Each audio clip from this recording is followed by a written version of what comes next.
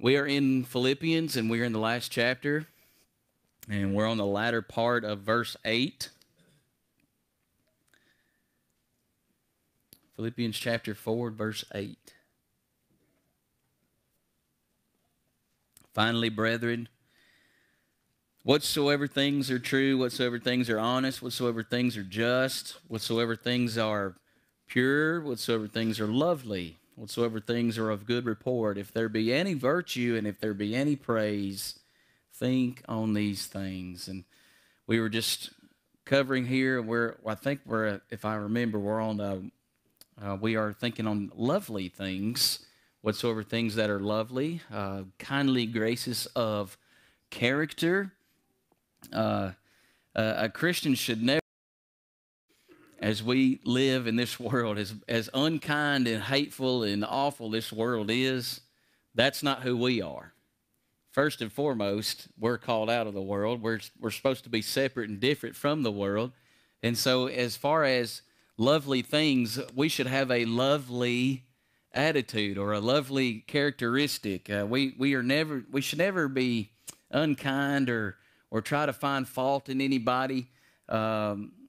Really, nothing injures the cause of Christ more than someone who has an unlovely temper, right? If I'm just unpleasant to be around, I mean, I'm not going to get through anybody, especially if I want them to become Christians. And so we need to think about on these things. It should be the same with believers and with unbelievers. And really, what will help us in this case? What in our mindset, if we are to think on lovely things, if we are to be have a lovely character, what should our mindset be? What will help us, or what? I'm trying to see if I can ask this question in a way that's not confusing. What's going to help us have that character?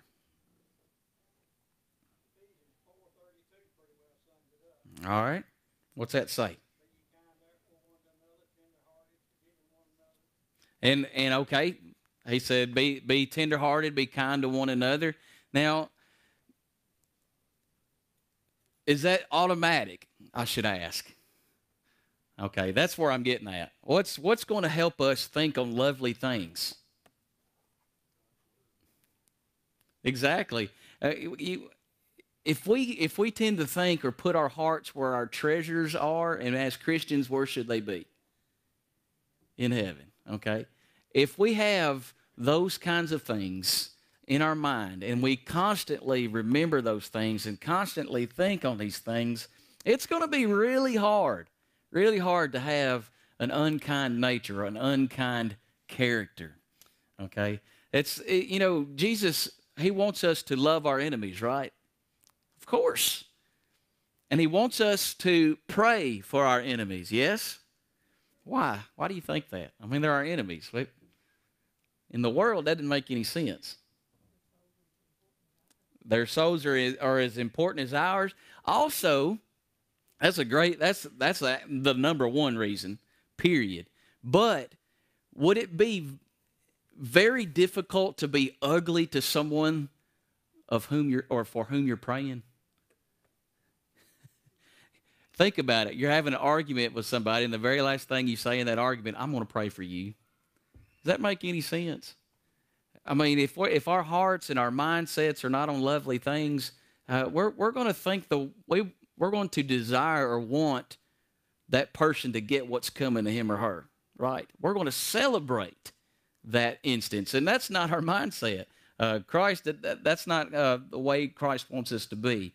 So think on these things. If we are to have that peace that passes understanding, keep your mind and think on lovely things. Have the kind character that we should have amongst the world, amongst the heathen, and hopefully, again, that will help shine the light. So our treasure in our minds needs to be up above, and if it is, our words and our actions in this life will reflect on that. Okay, so constantly think on these lovely things. Have a kind thought on people. Now, the next one, we are to think of things of good report. And there are actions which all men agree in commending, and which in all ages and countries are regarded as virtue, like courtesy, kindness, respect for parents, purity between each other. There are all these virtues, and the Christian should be a pattern and example to all of those things, right? Of good report. Um, let me ask this: would we be an effective servant if we did not have a character of good report?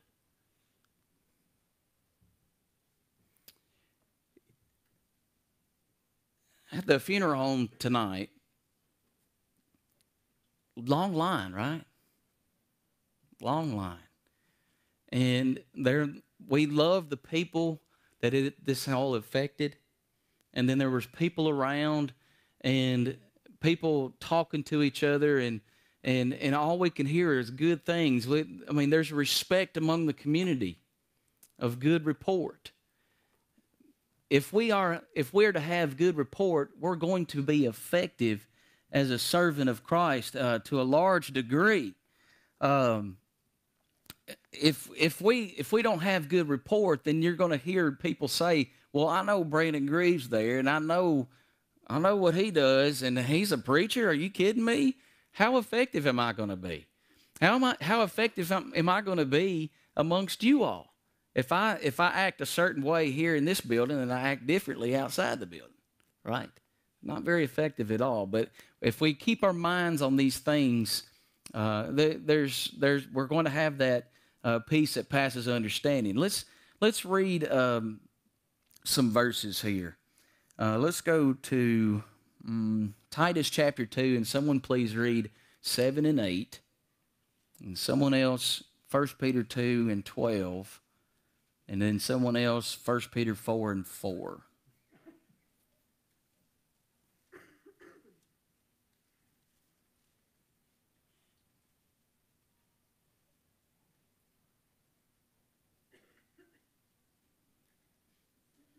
Titus 2, 7 and 8.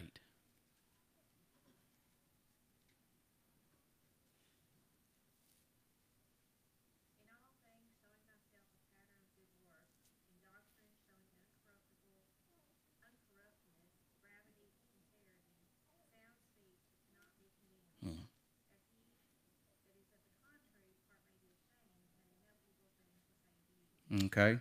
Um, there's a pattern of good works here. In teaching, we are to be uncorrupt in our teaching. We are to be consistent. Consistent with what?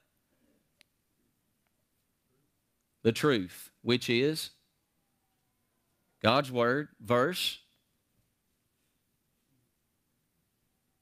John 17:17. Okay, John 17:17. Thy word is truth. This word Jesus is praying in the garden. Um, yeah, in sound speech that cannot be condemned. If we're teaching false doctrine, we're teaching 99% sound speech, but that 1% we're changing. Are of sound speech? Could it be possible that someone else could condemn us and say, well, now you're 99% on here, but this 1%, you're contrary to God's word. We don't want to be in a status to where there could be a complaint here. All right, someone 1 Peter 2 and 12.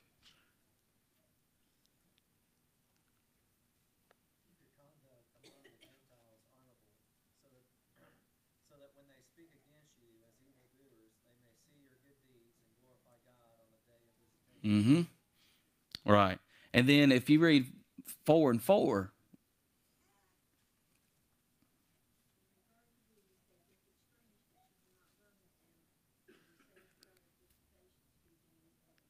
Okay. So they're going to think it's strange that you do not partake in the evil that they are doing. Okay. Now, we can have the character of good report where nobody could say a bad thing about us. But could we control what their thoughts are about us? We can't. We cannot. We can act in the best way possible, and still the world is going to think, well, oh, these people over here, they won't do what we're doing. I don't understand why they won't go to a bar or do this certain activity or whatnot. They don't understand that. Why? Because it's consistent with the world. The world doesn't think anything wrong with it, but we do. And why is that? That's exactly right. And we are to love God by keeping his commandments. We don't do these things because we love God. Are we here to please him, or are we here to please men? All right, there you go. So we can't control what others think of us, but if we give them no cause for complaint, we are not responsible for their thinking. Okay? So we are to think of good report. Now, those are the 6 things. We're to think on those 6 things if there be any virtue or any praise. Now, that word virtue is only used here in one other place. 2 Peter 1:5, in reference to men. Peter uses it to explain moral courage and stability, the disposition of the heart that causes the Christian to stand for what he knows is right, no matter the circumstances. He's going to stand up for what's right, even if it kills him. Okay?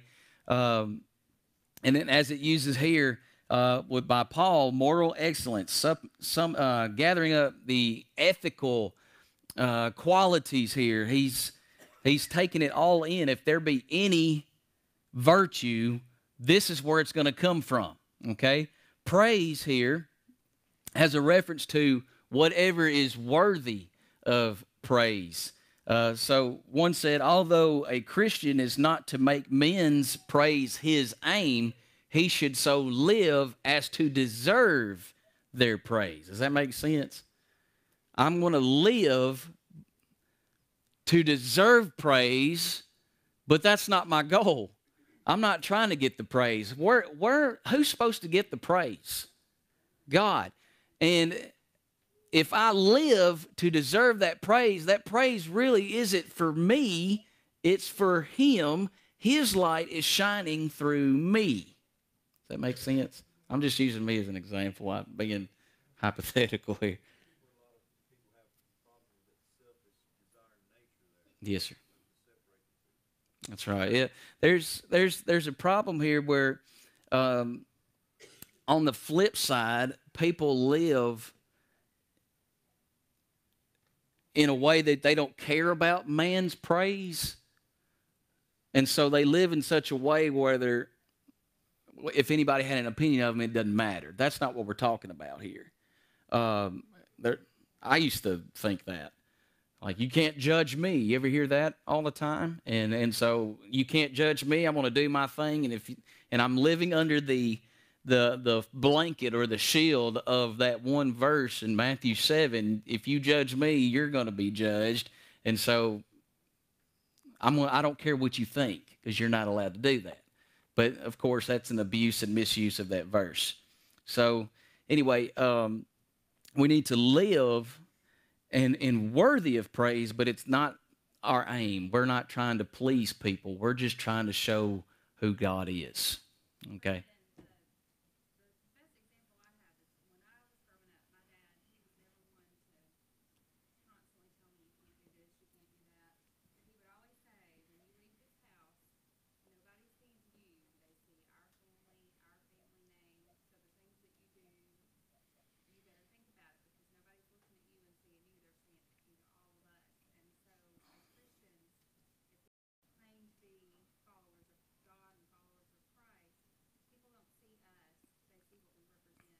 Yes. Mm-hmm. Certainly. Certainly. That can even, that's a great comment. I appreciate that. And that can even reflect Fairview, could it not? Absolutely. If something happens, if one of us falls in a moment of weakness, but it's not one of them sins that no man knows. It's out there. People know it and see it. And that's exactly right. The examples I truly believe, just off the side topic, we're not praising men here. It's all glory goes to God. But I truly believe that Fairview is strong as it is because of the examples that are being led, or we're following the examples in this congregation. There's godly men and women in this building that do so much, and that I've learned just by watching. So y'all may not know that, but I'm watching you, not just to see if you're doing anything wrong, but I'm watching you to learn to how to become a better Christian. And a lot of you have taught me a lot, and you don't even know it. I haven't had one conversation to you about it. But, sometimes I visit these people, these shut-ins, and they will tell me who's calling to see them, who's done what, who gave them a bulletin, who cooked a meal. And you know what that does to me? I'm just like, my heart just swells. I'm like, wow, I didn't even know that they did that. And so I'm learning from y'all. And so we're learning from each other. And so when we walk outside this building, and we don't want to tarnish anybody else, we don't, especially the Church of Christ or Fairview, okay? We want to remember that as we live, and a good name is worth more than riches. You know what I'm saying? So, as a teacher, a former teacher, I know that because I've had kids with the same last name. I'm like, uh-oh, here's another one. Great. And you teachers know what I'm talking about. So.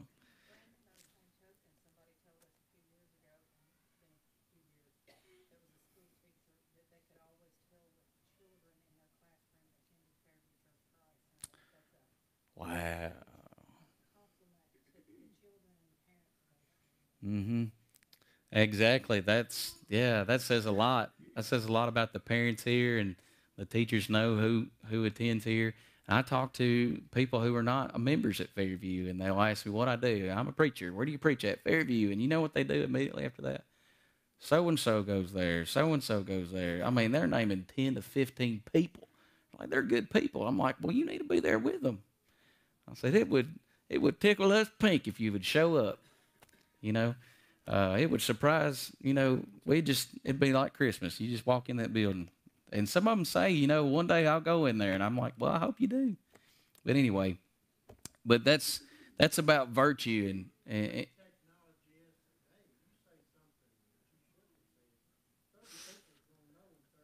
oh, yeah. 30 people's going to know in 30 seconds. Yeah. That goes along not just with how we act out in community, but behind your keyboard or your Facebook or whatever. If you got to be very careful what you like and what you share and what you're showing. I've seen that a couple of times, and I would scroll down and there's something that's not appropriate, and then I look at who shared it, and I'm like, uh-oh, I know that person, and so we all better do that. We have to look twice. Sometimes we accidentally share something we didn't know, but we got to make sure, double sure, what we're doing. I appreciate you saying that.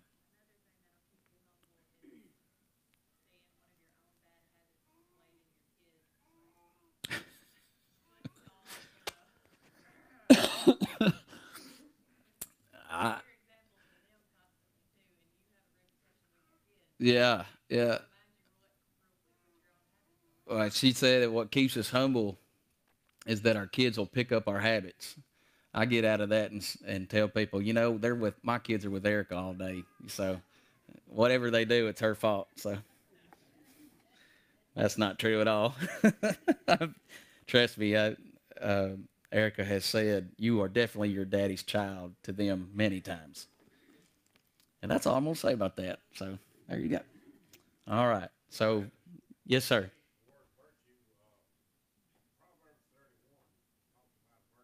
Virtuous woman. Mm-hmm. Absolutely. Yeah. If you think on these, it's not it's not to where though virtue and praise is absent when those things are not thought about. No, these things when we think about it, it's there regardless.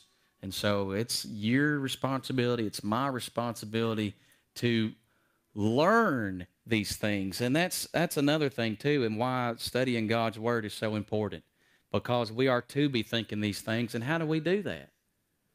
Does it come naturally, or does it take practice? Does it take, for some people, it may take making the same mistake or making mistakes over and over again, and then they finally, oh yeah, okay, I don't need to be doing that anymore, and then they develop that character and they get better at it. But it's something that has to be learned to do. It's not a natural thing.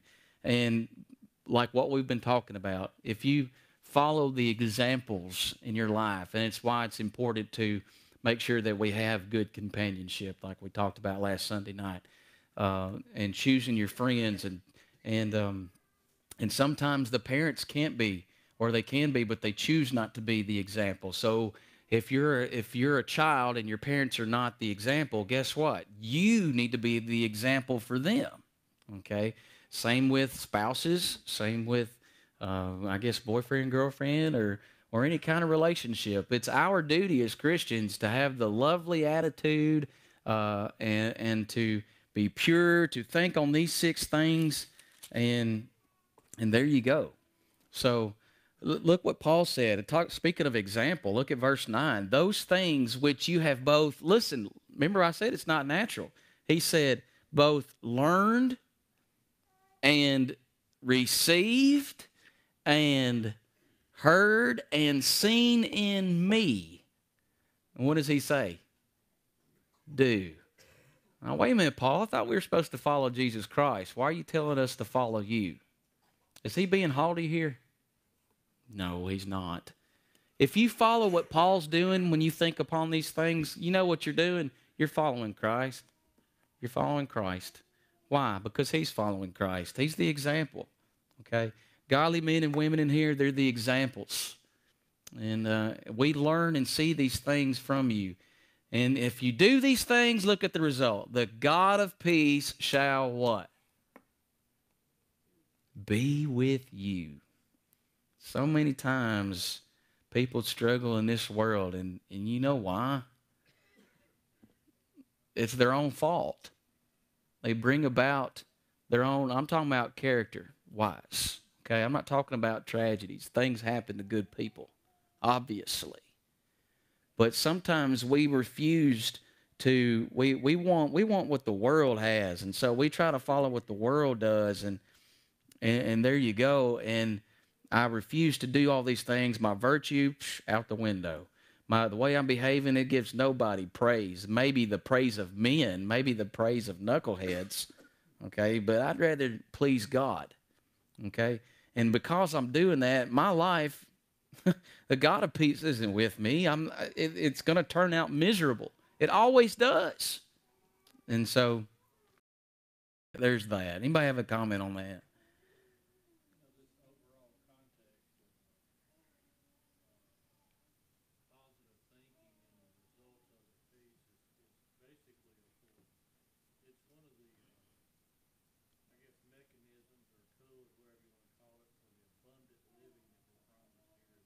Mm-hmm.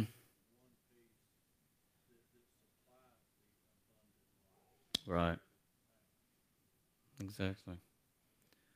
Very good. And so think on these 6 things. God's glory will shine. You'll live the life that deserves the praise, but the praise doesn't go to you. It goes to God. You do what Paul does, because he is the example. His mindset, the mind of Christ, is in him. And if we do what he does, then there you go. Okay. Now, verses 10 through 20, we have where Paul is going to acknowledge their gift. Remember, the Philippians, what did they do for Paul? They supported him financially. And this letter here, he is very thankful for what he has done, or he's thankful for the concern that the Philippians had shown him. If you look at verse 10, but I rejoiced in the Lord greatly that now at the last your care of me hath flourished again, wherein you were also careful, but you lacked opportunity.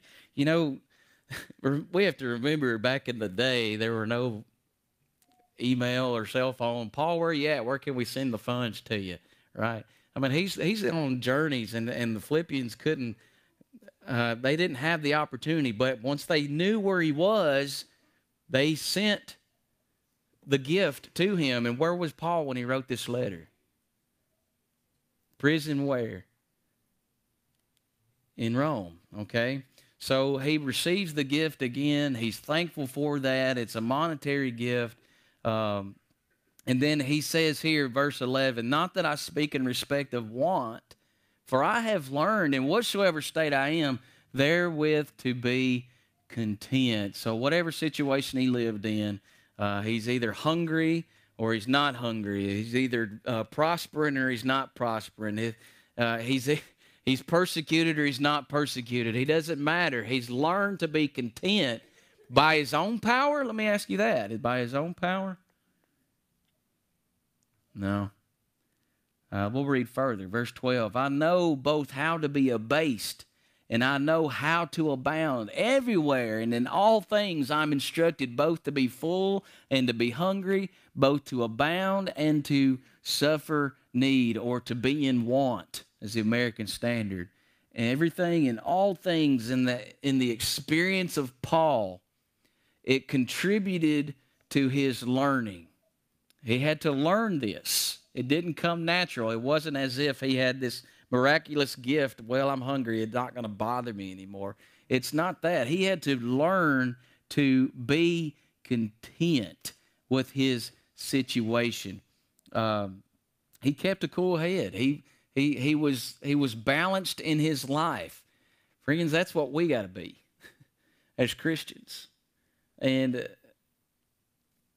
compared to what Paul had to go through, it's not even a small percentage of what we have to go through. Now, if we're not being persecuted, if we're not hungry, it's our situation here. We are so blessed to be where we are. None of us here will go hungry, I guarantee it. None of us. And if we do, what would be the reason? We're on a diet.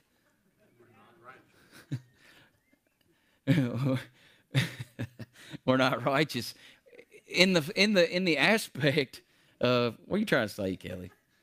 Anyway, I am losing weight. But anyway,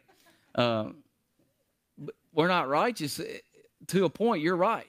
Because nobody here knows about it. If, say that Eric and I are in an impoverished situation where we have no food and we're starving and we're not being helped, whose fault is it? Mine. Why?